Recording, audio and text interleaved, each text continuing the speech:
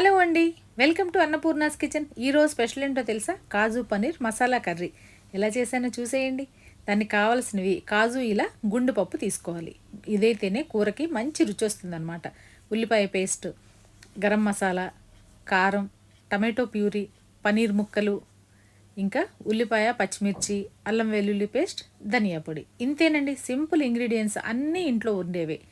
ఇప్పుడు ప్యాన్లోకి కొద్దిగా ఆయిల్ వేసుకుని అర స్పూన్ జీలకర్ర వేసుకోండి. మామూలుగా అయితే జీలకర్ర పొడి వేస్తారు, నేనైతే జీలకర్ర వేశాను. ఇది చక్కగా వేగి క్రిస్పీగా ఉంటుందన్నమాట.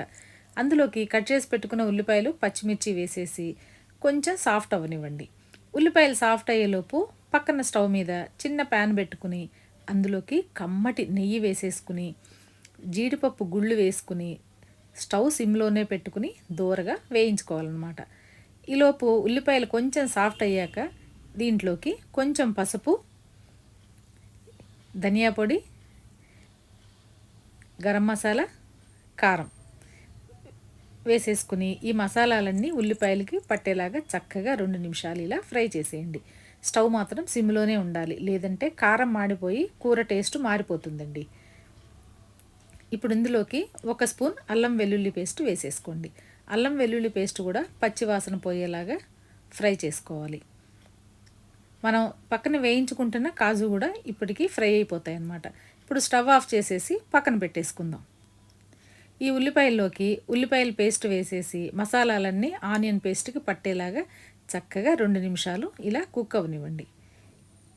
ఇది కొంచెం కుక్ అయ్యి ఫ్రై అయ్యాక అందులోకి టమాటో ప్యూరీ కూడా వేసేసుకోవాలన్నమాట.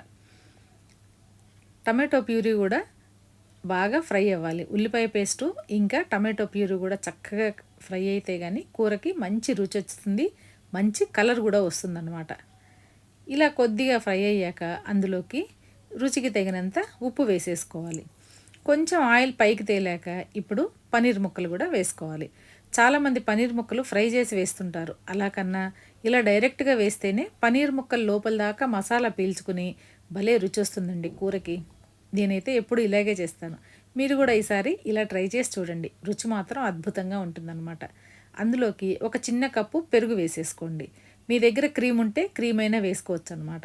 పెరుగు వేశాక ఇలా బీట్ చేసేయండి, లేదంటే కూరంతా తరకలు తరకలుగా ఉండి చూడటానికి అస్సలు బాగుండదు. ఇప్పుడు జీడిపప్పులు కూడా వేసేసుకుని కూరంతా 5 నిమిషాలు సిమ్లో పెట్టి కుక్ అవ్వనివ్వండి. ఇంతేనండి. చివరిగా ఒక గుప్పెడు కొత్తిమీర కూడా వేసేసామనుకోండి, మన కర్రీ రెడీ అయిపోతుంది. ఎంతో రుచిగా ఉంటుందండి, టేస్ట్ మాత్రం అదిరిపోతుందన్నమాట. ఇది చపాతీ, రోటీ, బిర్యానీ, బగారాన్నంలోకి సూపర్గా సెట్ అయిపోతుంది. ఎలా ఉంది రెసిపీ? మీకు నచ్చిందా? నచ్చితే తప్పకుండా లైక్ చేయండి, మీ ఫ్రెండ్స్ అండ్ ఫ్యామిలీతో షేర్ చేసేసుకోండి. నా ఛానల్ మొదటిసారి చూస్తున్న వాళ్ళు ఎవరన్నా ఉంటే తప్పకుండా సబ్స్క్రైబ్ చేసుకోండి, ఇలాంటి మంచి మంచి రెసిపీస్ కోసం అన్నమాట.